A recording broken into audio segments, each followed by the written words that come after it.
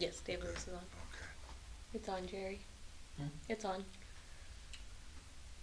What, ready? Yep, Mhm. yep, good. Okay, good evening to all of you out there. I thank you for attending tonight's council meeting. And this evening, before we begin our council meeting, we have the privilege of having Pastor Christopher Gardner of the Metropolitan Baptist Church from Brooklyn, New York with us this evening, and he is going to lead us in this evening's prayer. Pastor Gardner?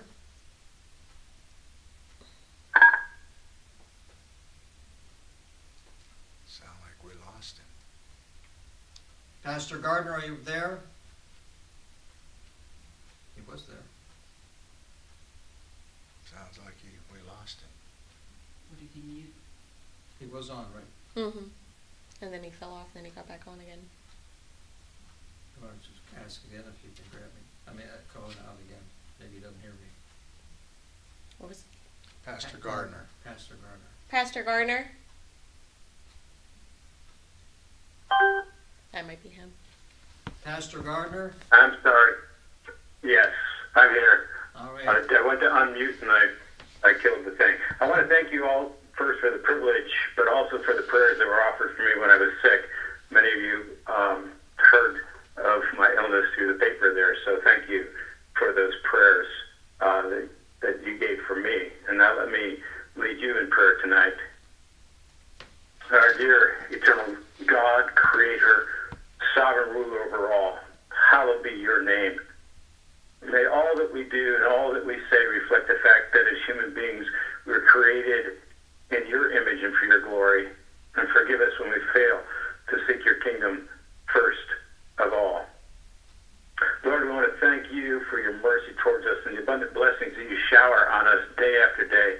And thank you for giving strength to Mayor Barilla and each of the council members that they could be here this evening, for your provision of protection for the Steubenville community. And we continue to pray for that protection against the COVID virus for the people that this council represents. You called upon us as pastors to pray for our government leaders, that they may rule with wisdom and understanding, for compassion and cooperation, with leadership and with love. And may those that they represent be able to give thanks to you, because these who are given the trust of the community are making wise and gracious decisions tonight. And therefore, I pray for Mayor Barilla and for the various city officials, for the assembled council, that tonight you may specifically grant to them wisdom to govern wisely in this extremely turbulent time that we face. Provide a biblical sense of right and wrong, of righteousness and justice. May they lay aside all defensiveness and political protectiveness to seek wise solutions in unity and harmony for the better good of their constituents tonight. And may they leave this meeting knowing that they've acted so judiciously that they will be unashamed when they stand before you on that final day. Father, I pray for their families as well. No person is an island. The effects of this meeting will be felt in their homes, by their spouses, by their children. They interact in the schools, the playgrounds, the workplaces, the stores. I ask you to grant health and peace within their homes. They may have a calm, loving haven from the weight of governing and decision-making. And I pray for the agenda that's set before them today. May they accomplish tonight what is necessary for the well-being of Steubenville. For it is in your most blessed and holy name that I pray. Amen. Amen. Amen. Thank you, Pastor Gardner. Thank you so very much, and God bless you, and good health to you. Thank you. All right, I will call this meeting to order. Please stand for the Pledge of Allegiance. I pledge allegiance to the flag of the United States of America, United and States, to the republic for which it the stands, republic for one which it nation, stands, under one God, nation, indivisible, God, with liberty and indivisible, justice with for all. and justice for all. Roll call. Mr. Paul?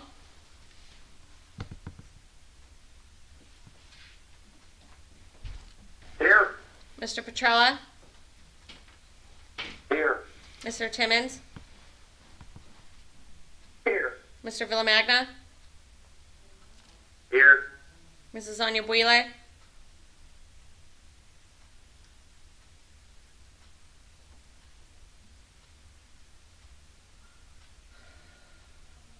Present. Mr. Dressel, Here. and Mrs. Hahn. Here. All members of council are present and accounted for. So I'm now going to call on Mrs. Hahn. Yes, I move that we approve the minutes of June 23rd, 2020 as written. Second. It's been moved and seconded that the minutes of June 23rd, 2020 be accepted by roll call. Mr. Paul, Aye. Mr. Petrella, Aye. Mr. Timmons, Aye. Mr. Villamagna, Aye. Mrs. Onyebuile, Yes. Mr. Dressel,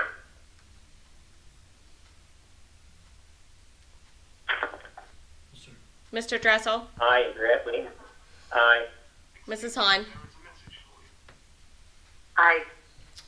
So moved. The minutes of June 23rd, 2020 are duly adopted as written. We'll now move on to petitions and communications, Madam Clerk. Nothing this evening. Thank you, Madam Clerk. Next, we'll move on to ordinances and resolutions before City Council this evening, starting off with ordinance number 2020-37 by the Finance Committee of Mr. Paul, Mr. Dressel, and Mr. Timmons for its third and final reading. Ordinance number 2020-37, an ordinance amending ordinance number 2019-96, the existing table of organization of the City of Steubenville regarding the municipal court department only. You heard the reading of ordinance number 2020-37. Is there anyone wishing to speak on it? Please state your name. Question. Roll call.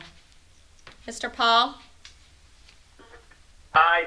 Mr. Petrella, Aye. Mr. Timmons, Aye. Mr. Villamagna, Aye. Mrs. Onyebuile,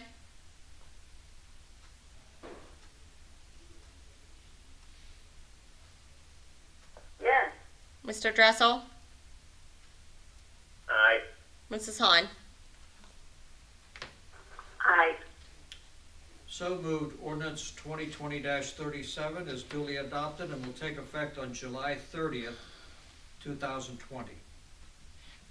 We'll now move on to ordinance number 2020-39 by the Finance Committee of Mr. Paul, Mr. Dressel, and Mr. Timmons for its first reading.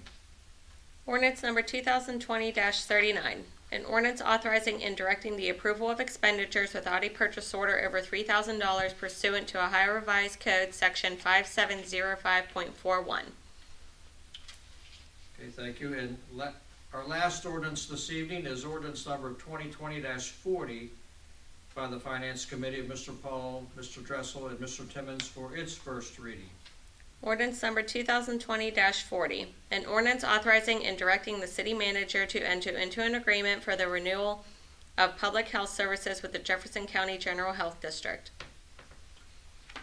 That concludes our ordinances and resolutions before City Council this evening. We'll now move on to reports from our standing committees, starting off with Mr. Paul. Yes, Your Honor. I have two ordinances I'd like to bring in tonight. The first one is under finance, and it is about the quotes for our ambulance and equipment.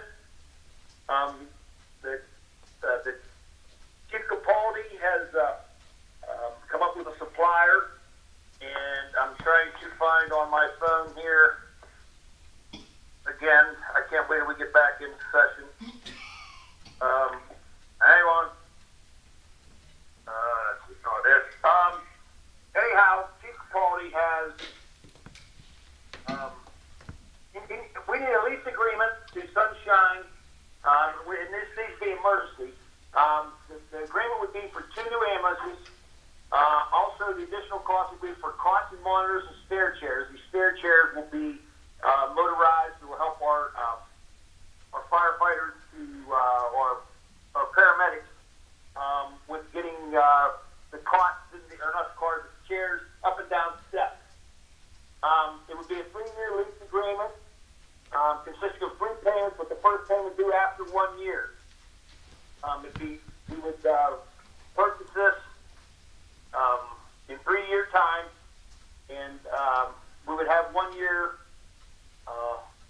1 year to make our first payment.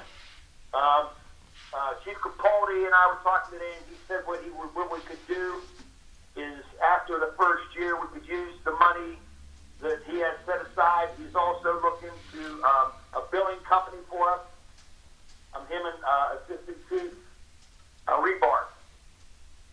And what they would do, the first year we would use the money the proceeds we made from the first year of operation, and we put that towards our ambulance service and also the cost monitors and the chairs. I still can't find. Let me see. So Chief Capaldi had sent something to me earlier today, and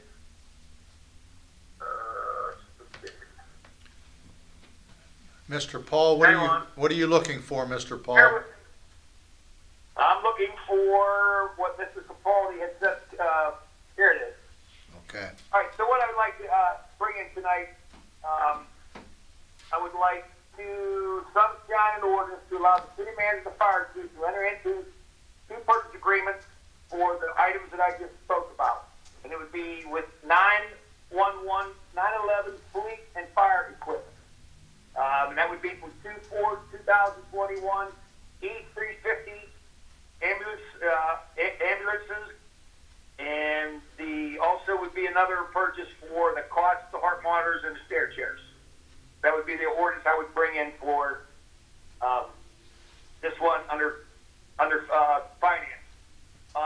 If anybody has any questions, Chief Capaldi's on here, and it would be an emergency. I'm sorry, we need to make this an emergency for the fact that we need to do this because we need to progress in our billing. Without this, we need the VIN numbers for the actual ambulances. Because they have 2 ambulances at the plant ready to go, it would probably take us about 4 to 5 months. We let these 2 right now go, and we wouldn't get this thing started until January. Mr. Capaldi thinks maybe we can get this going by September. So, Willie, can I ask a question? again, I just said that. I'm sorry. Capaldi. Yeah. Is it possible for Chief to send us something that we'd have an opportunity to read through before we meet next week? Or could we even set up a finance committee before we meet in council so he could walk us through it just so we can understand the details? Chief Capaldi? Yes, I'm here. Can you hear me? Yes. Sir? Yes, I will definitely send something out to everyone by email in the next day or two outlining what we're talking about here. Thank you. And do you need to also have Mr. Lewis write up whatever we need to have a special fund designated so when ambulance service is paid, it will go into that and it will be held until we need to pay the bill? Or is that down the road? We're going to set up a fund for the... I have been in contact with Mr. Lewis about that. He also has a copy of the email that I sent to Willie today about the ambulances and the equipment. Yeah, we will talk about that, and I'll get you guys something on email before the vote next week. Thank you so much. Oh, no problem. Any other questions? I have one. So there's a lot of COVID grants that are coming out. I was wondering if you could also look into COVID funding for the ambulances also. Yes, I did talk to the finance director today about that. We're looking into it. It's going to be hard. I don't know if we can stretch COVID funding into why we need 2 new ambulances, but we'll research every avenue we can. Okay, thanks. You're welcome. Is that all, Mr. Paul? No, he is. No, that's not. He's got one more. All right, now, as Mrs. Anya Wheeler asked, I'm going to segue into another ordinance, and this is under finance as well. This is an ordinance an ordinance approving and authorizing the acceptance of coronavirus relief funding under the Coronavirus Aid, Relief and Economic Security, the CARES Act, and Ohio Senate Bill number 310, affirming the expenditure of said funds by the city consistent with the CARES Act, allowing the city's finance director to establish multiple coronavirus relief funds if necessary and declaring an emergency. The reason why this is an emergency is because the money will be coming into the county this week, and we need to have these funds set up. Or next week, I mean. We need to have these funds set up. Any questions on this? No.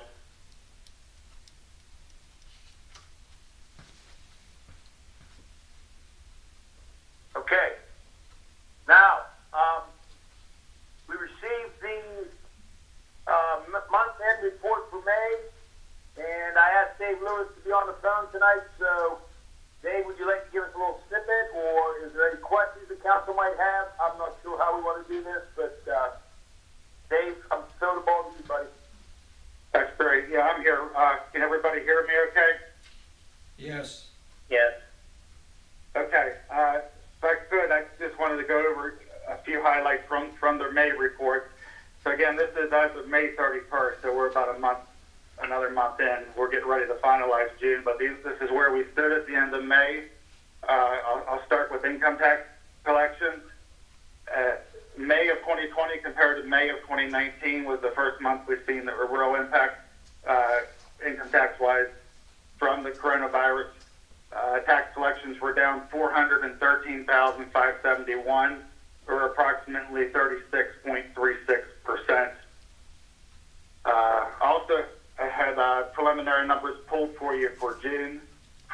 We're getting ready to finalize the month of June, but collections were down $273,756 when you can compare June of 2020 to June of 2019, or 27.17%. So just to give you an overall picture, first half of the year, first 6 months of the year, when you compare 2020 to 2019, the city's collections were down $566,615, or 11.37%. Any questions so far on income tax collections? Not for May, but I have a question about the tax budget when you get there. That's great. Yeah. I got a few things I want to cover, and I'll be happy to circle back to the tax budget. Just going through the reports real quick, overtime should ideally be under 41.67% at the end of May. Just about all of our departments were at or closer or under the 41.67%. Staffing has been one area we've really reacted on with the decrease in revenue. According to the report you have on budget and filled positions, the city is down 15 positions. So just trying to hold off, reduce our payroll costs, primarily in the general fund to offset some of the loss in funding. We have been reacting since the shutdown started. Overall, all the positions that were down, plus the savings we had from the mild winter from not having to, the same amount of snow control as we normally do, and we've decreased the number of demolitions for this year, and we've got some savings because the pool isn't opening. We've got about $500,000 in savings so far. That's great. So, I have we're trying to offset these reductions. Hopefully they don't continue at the 28 to 35% percentage, because we'll be in trouble pretty quick.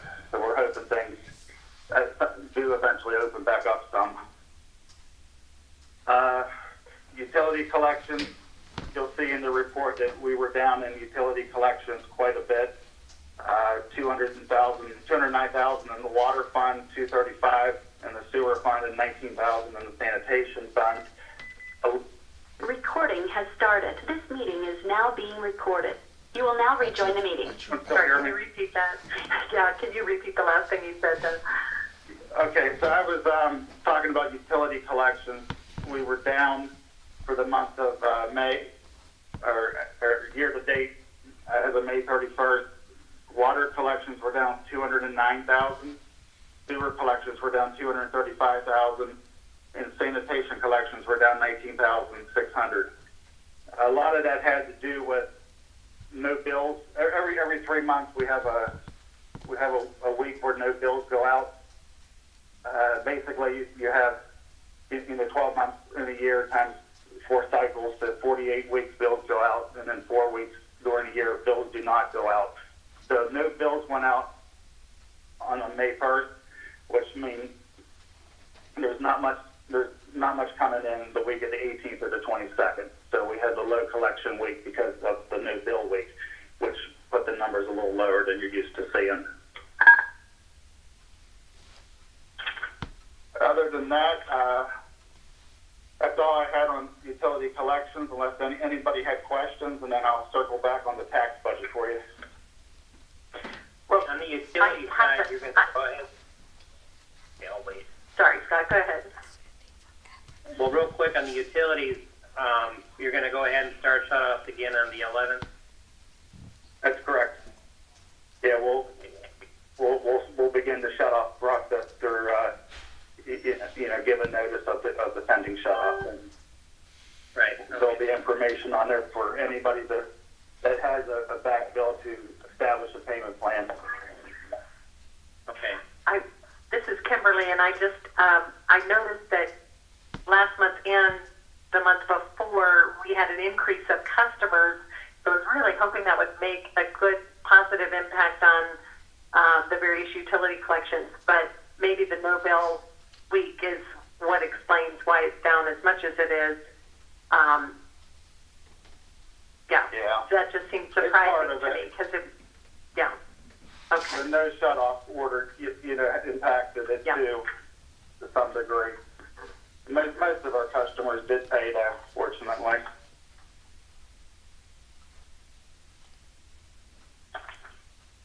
We are, real quick, yeah, sure. Oh, I'm sorry. So I just had a quick question on the tax budget. You're actually estimating our income tax revenue to be down by $1.3 million over this year, and of course this year is up in the air. But I mean, that's what you're actually putting out there, right? Yeah, at this point, we're projecting a 10% decrease for 2021. Normally, we see about a 2.5% increase, but based Right. on what we're seeing unemployment rates and the unemployment rates, we're expecting about a 10% decrease at this point. And of course, a lot of things are still in motion, and will be for a while. But at this point in time, that's our best guess as Okay. on what data we have. Okay. So hopefully September is clearer before we start budget. I hope so, and I hope it takes a positive turn overall. I agree. Yes. Okay. Thank you. Yes. And this is the other last thing I want to touch on. We are starting the process of notifying anyone who would have a pending utility lien. We sent out 54 notices.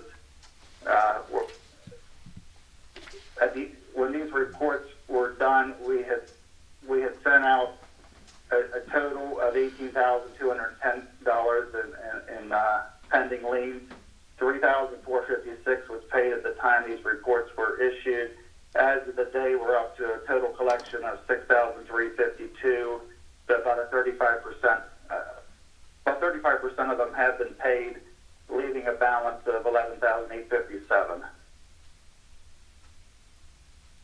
And those will we'll continue to collect on those, and if we don't collect on it, we'll be filing the liens in the fall. Could I ask one more question? You can. So what we're going to pass that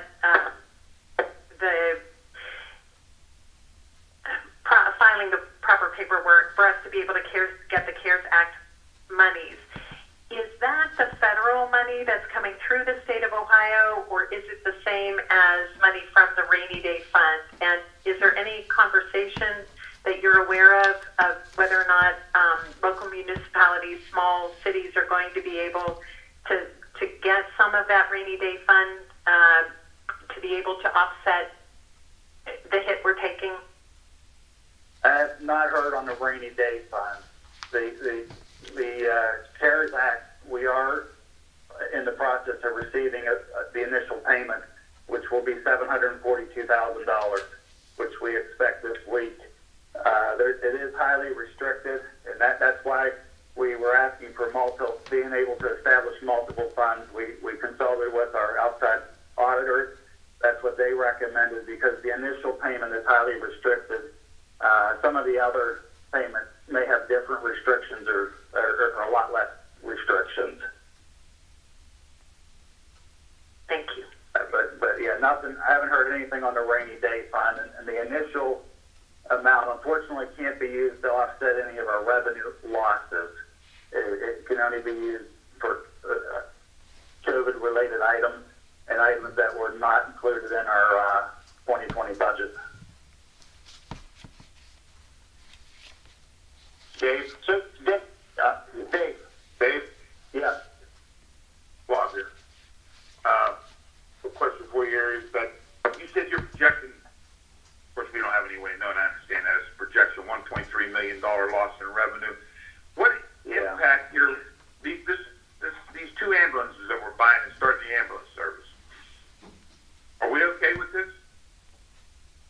Well, another unknown. The chief his plan is to pay for the payments with the new revenue that would come in from the billing company. A little over $100,000 was what I've seen the payments they were going to be. So he was expecting to get enough to come in to cover the cost of the ambulances. And if that doesn't happen, are we still okay, or? Well, it really depends on the next few months and even going into 2021 as we see what our income tax collection drop by. I mean, right now we're seeing anywhere between 28 and 35%, but we think that we'll start to level out going into next year. I mean, we have decent reserves. The city has lived within its means for many years now. We've had a lot of good years, but it is a concern. The timing to get into the ambulance business is not a very good time with everything going on with COVID. But of course, Are you comfortable, Dave? Are you comfortable moving forward with it?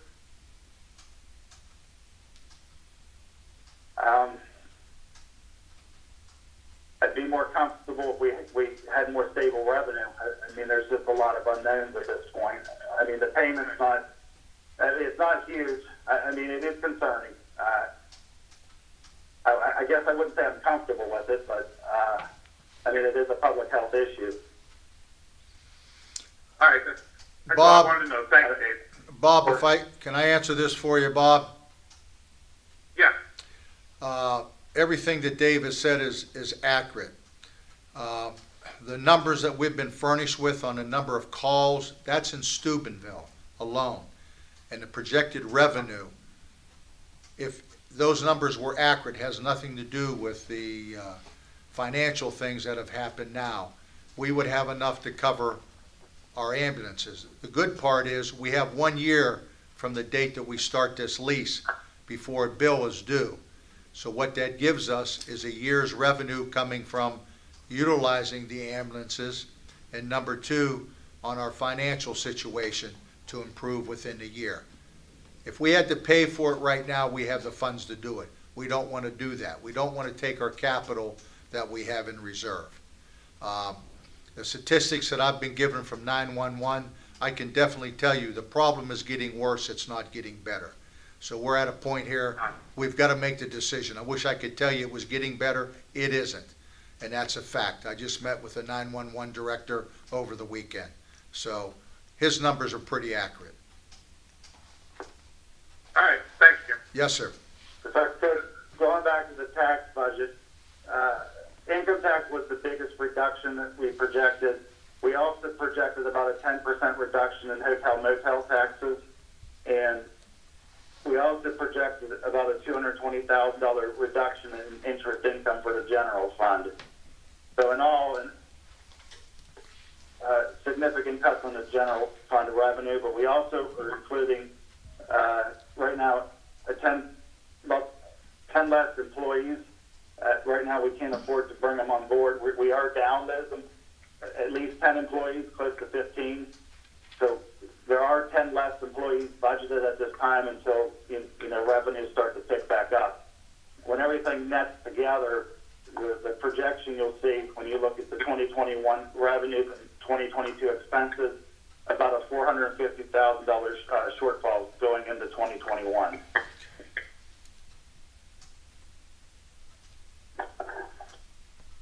And anybody has any other questions on the tax budget? No. Okay. We're just trying to keep all the city services going and as many people employed as we can, avoid any layoffs. Dave? Yes, sir. I have a question. Okay. See the CARES Act, we have, the $740-some-thousand you said will be coming our way? Yes, we expect it this week. Okay, if we, and you're saying this is kind of, you can't just go spend it on anything, right?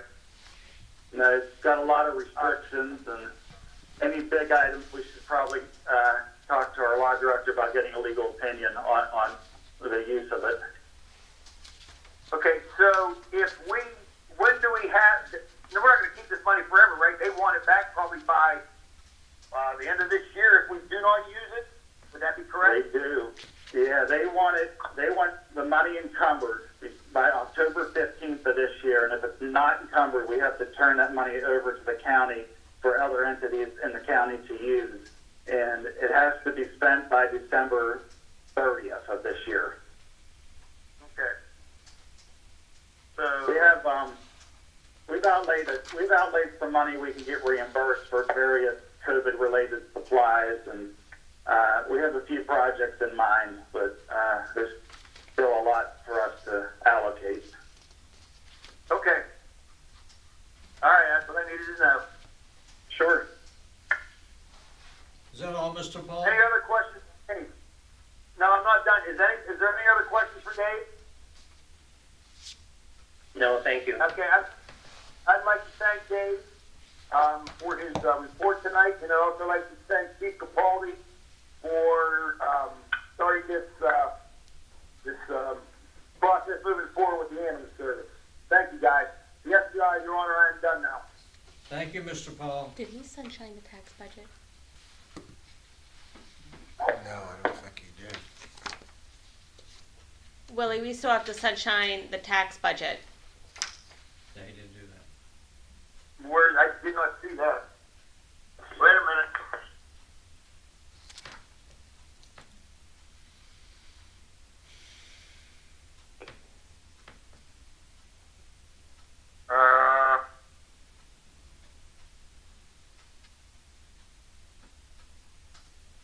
I don't see that on my emails. I'm sending it to you right now. You just have to zoom in. Okay.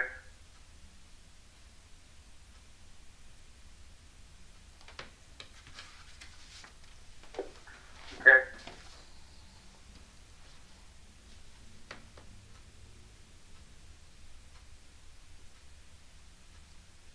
All right, hang on here. I'd like to bring in another ordinance under finance. Is an ordinance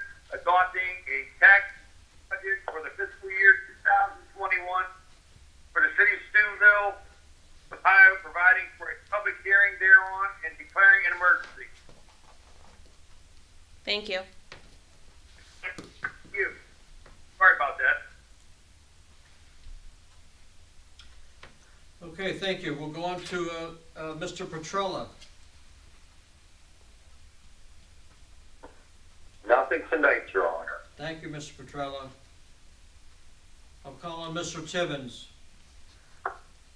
Yes, I have a few things tonight. I did want to mention the dumpster at the corner of Estelle and Oxford is still there. And the grass around it is about 4 or 5 feet high. Also, while I was up on Laybell,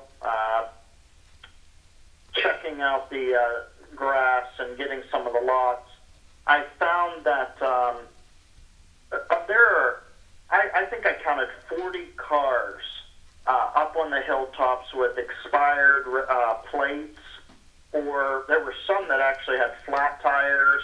They looked just like junk vehicles. And we're always talking about the parking issues up on Laybell. And I think if some of these cars were moved, that would alleviate some of the issues we have up there. But there were just a bunch of expired plates and, like I said, just pretty much junk vehicles. And then lastly, I know I had a citizen call me today, and I know, Willie, we had talked about this before, and it's probably not the best time when we get that report about finances, but is Lori there tonight? No. No? Okay, I'd like to talk about sometime getting the dugouts at Bellevue, and I'm not even talking about anything expensive. You know, we don't have to put ones with TVs in them or bathrooms. I'm just talking about, you know, covering the dugouts so that the kids, the sun isn't, I mean, it's been hot the past few days, and the call I got was those kids are sitting out in it. There's no protection from the sun, and it'd just be nice. And I know, like I said, Willie and I had talked about it before. I think we were going to call some places to try to get some ideas for maybe like a tent covering or a tarp covering, just something that we can do. It doesn't have to be expensive, something creative. But, you know, the volunteers have done a good job on those fields. I think they look the best they've ever looked since I can remember. And, you know, I think we owe it to those kids to cover them from the sun and see what we can do about that. So I will talk to Lori about that as well, but I would like to see that happen. Mr. Timmons. That's really all I have. Mr. Timmons, I will have Lori call you. There is a project that is being worked on in regards to the dugouts, on rebuilding them, and this is based on grants and money that we have in the Parks and Rec budget. So I will have her call you. I appreciate that, so I can get back to my citizen. Thank you. All right, you're welcome, sir. Thank you, Mr. Timmons. I'll now call on Mr. Villamagna. Yes, Mayor, just one thing. Well, no, I won't bring it up on a committee. I'll ask him when he has his thoughts. I have nothing this evening, Mayor. Thank you. Thank you, Mr. Villamagna. I'll now call on Mrs. Anya Weebley.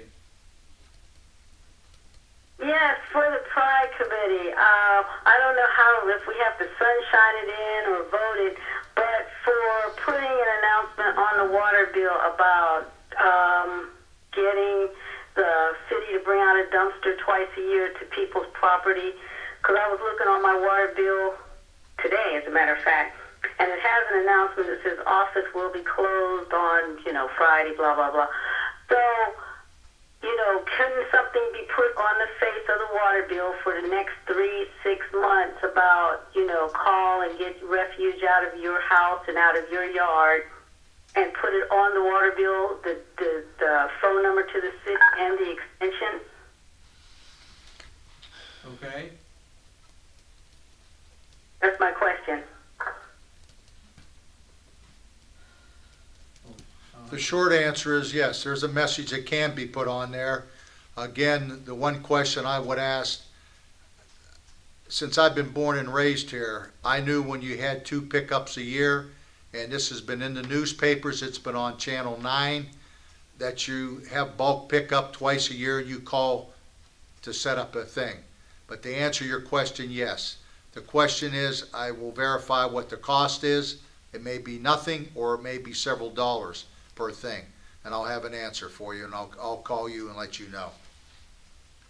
Okay, thank you.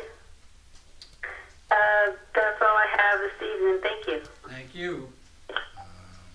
I'll now call on Mr. Dressel. I don't have anything specifically other than to add to the last question. One thing we could do is maybe put the sanitation rules for special pickup and the charges for items on the website. I have not looked in the last few days, but my understanding is they still aren't on the sanitation page. Might be helpful. Okay. Or the utility collection page, whichever. All right, Thank you. thank you.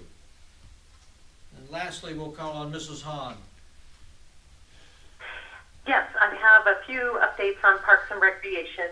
So, Eric, to your question, the Little League is assisting Parks and Recreation working together on the dugouts. So we might need to come up with something temporary.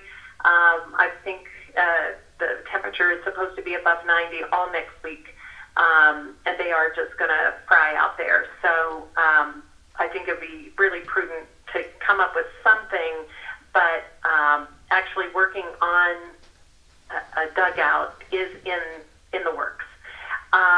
Basketball hoops are now up everywhere except the North End Park.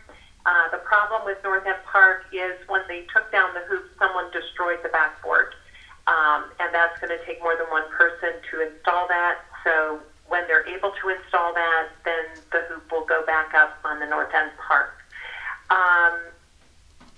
There is going to be a tennis tournament sponsored by the university, and we'll have more details next week, but there was a way in which they were hoping to involve the community. So we'll get those details by next week.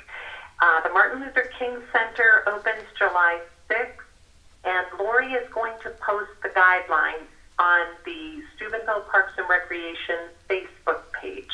So people need to tune into that because there will be limits on the number of children that can be in there. If they want to play basketball, they need to bring their own ball, and there will be other guidelines. And so the easiest way would be to have parents go there first before either dropping off their children or bringing their children, so when people walk in, they don't get a surprise about what the limitations might be.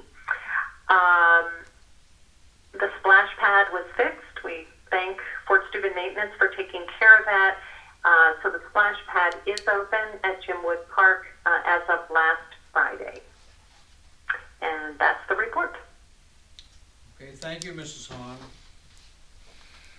All right, that will conclude reports from our standing committees. We'll now move on to reports from our administrative officers, starting off with our city manager, Mr. Mavromatis. Thank you, Mayor. Just an update. I had a conversation with our health commissioner this evening. We are now up to 81 cases in Jefferson County. 80 was reported this morning. Another one has come in, so that gives us a total of 81 in this county. We have two events that are coming up this week. Thursday is our 4th of July celebration with the fireworks, as well as the amphitheater there. We'll have another music group there at 7 o'clock, and then the fireworks will be at 9:45 p.m. Again, the social distancing will be requested of the participants, as well as wearing masks that come to the event. Friday is going to be our first Friday, but they are operating under the guidance of dining out, which means having tables and chairs. They have 4 restaurants that will participate in this. The street will be blocked from 4th and Market to 4th and Washington. They will have tables and chairs to fit the number of people that are allowed to come in there. They will block the street off at 2 p.m. because it is a holiday, and our materials will be out Thursday afternoon, so they'll have time to set them up and get everything properly set up for that event. I don't have to say that the numbers are going up in Ohio as well as the rest of the country, for two issues. One, the number of testing has increased across the board, and number two, people becoming lax, being let out, as I hate to use this phrase, but horses that have been corralled for months now have been let out and they're all over the place. The social distancing has failed in a lot of areas, and this is the unfortunate thing. So again, we've been very blessed here in our community in Jefferson County, and the due diligence that our physicians, the participants, the citizens have followed. And I just can't stress that enough. If you're going to go into public gatherings, wear your mask. Which brings us up to next Tuesday, a week from today, will be our first council back, where council will be in chambers. You're requested you will wear a mask. Any person that comes in for public forum or what we can allow in. Now, things could change drastically after tomorrow. The orders expire tomorrow at 11:59 p.m. Hopefully the governor or the director of health will come out with any new standards. But the way I will operate what we have right now, so we're limited on the number of people. Council is considered employees. So again, that doesn't go into our account for gathering. We can only let up to 10 people in that room. One of them being the chief of police or an officer there, News 9, so we're down to 8 other people that will be allowed to come in there. Clearly, if we have a public forum speaker, they will have preference to come in there. Anyone else will be first come, first serve. If you desire to have a department head there, please let me know, or I can direct them all to call in, whichever we need. I just have to limit the number of people that were in that room. We're gearing up here for the rest of the employees here in the city building. We have ample supplies. I will tell you the businesses here have been very good to the city and making supplies available to us. And that's where we're at right now.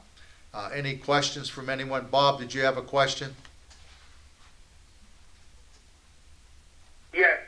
Jim, are you there? Yes, sir. Okay. Yeah, Jim, my one question is this Bryden Road on the bend there where that lady has all that junk sitting in the city right away. Okay. And notice Still was there. okay. Notice was sent out to her, Bob, and I'll follow up to find out where it is because I saw the letter that went out to her. Okay. And some of that is there is clearly on our right of way, so we have the right to remove it. Well, that was my question. Don't we have the right to remove that? If it's in our right of way, Right. if it's in our right of way, the rest we do not. If she falls under other ordinances, then we can enforce that and cite her into court. That's an embarrassment to that neighborhood. It really is. You've been by there, you've seen it. Yes, It's really I have. nice for it. I get so many calls on that house for that. But yeah, if you could check, I'd appreciate it. Yes, sir, I will. All right, thank you. This is Kimberly. I have a question for you, Jim. Yes, ma'am. Last week when we spoke about the health department investigating infestations and Yeah. possibly ordering actions, you said that you were going to look into that and get back to us this week. I did. One, they do not do that. That's not, they don't do it. That is something they don't do. Now, I also called our health commissioner that we used to have here, Miss Renko. And I asked her about the situation when we, the city, had the health department. And again, all she would do, no inspections were done by our health department, but she would refer, if they could afford it, that she would refer them to different pest companies. If they could not, CAC or other agencies in town would assist them in financing for taking care of the pest control. But they do not, it's classified as a nuisance, not a health issue. And I also talked to the state of Ohio. And it's a very gray area on any enforcement there. And that's straight from the state of Ohio. So that's where we're at with that. Well, then I have a question. So you're saying it's okay for people to have bugs? I mean, so it's all right for them to have roaches and bed bugs that are oozing out of their house and they're infesting their neighbors? Well, We're gonna just put up with that as a city. well, unless you want to budget, That sort of makes, that really makes the decision clear for anybody who wants to invest here, well, right? again, The answer would be no, then don't come here if you don't want bugs. well, again, that's a decision that they'd have to make. It's I like, have Patty Craig, read I it. got a question. Patty read Okay, it. everybody's talking all at one time. Everybody's talking all at one time again. Yeah, Mayor. well, they inspected multiple times for me, and they actually cited people, so I don't know where you're getting that information from. I got it from the head of the health department, Mr. Dressel. I would say she would Yeah, well, they're lying. know what they did there. Yeah, they're lying. Oh. They're lying to you. Now they're lying, okay. Sorry. Jim, Yes, sir, Jim, yes. I have a question for you. Because I do remember that's how they did it, but it's classified as a nuisance complaint, correct?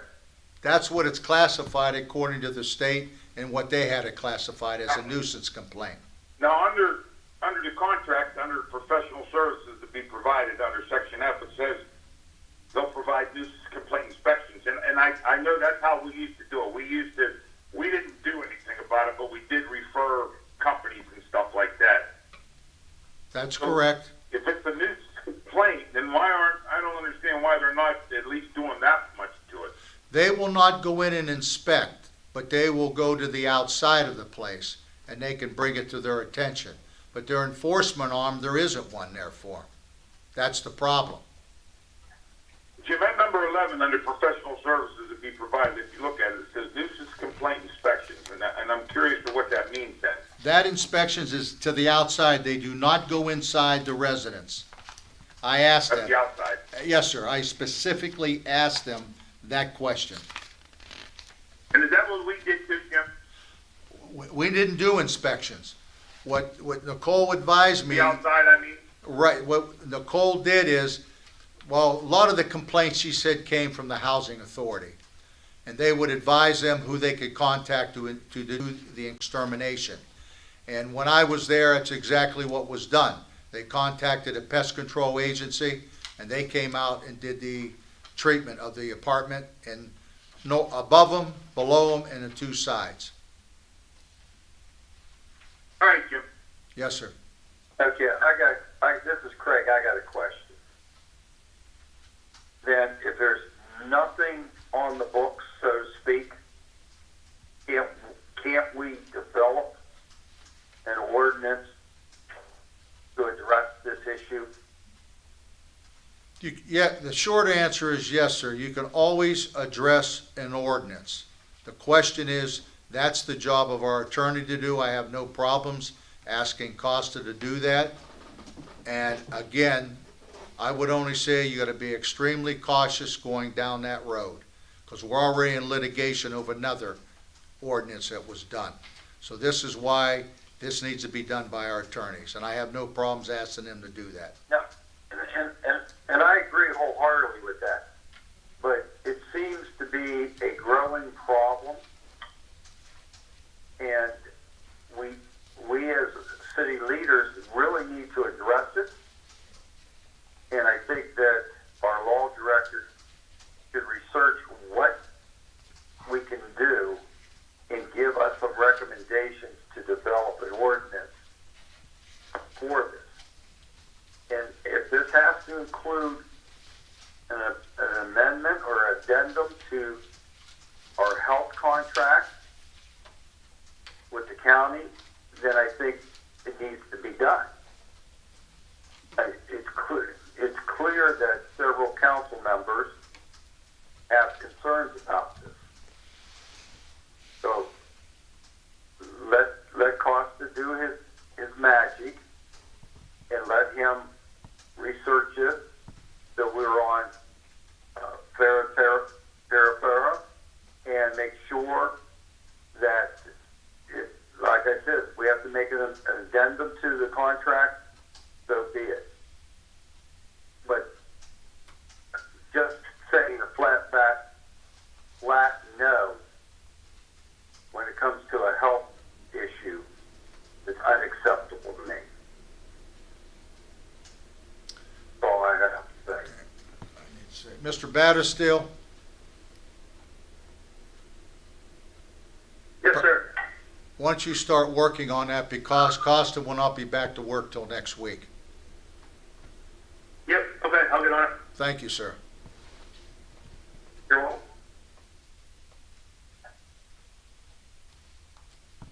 That's all I have, Mayor.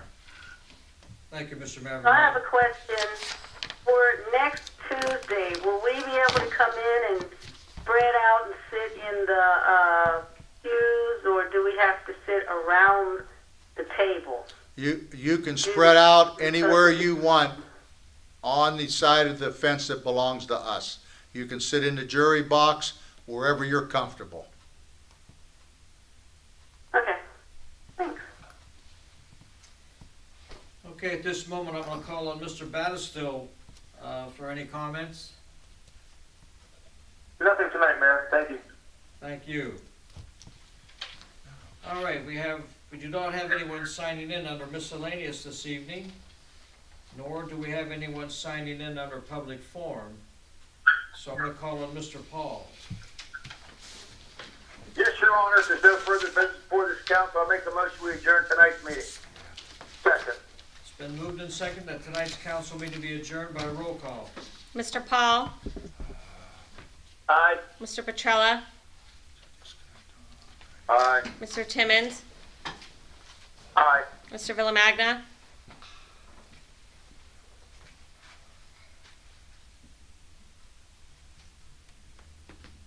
I'm sorry, aye. Mrs. Sonia Buile? Yes. Mr. Dressel?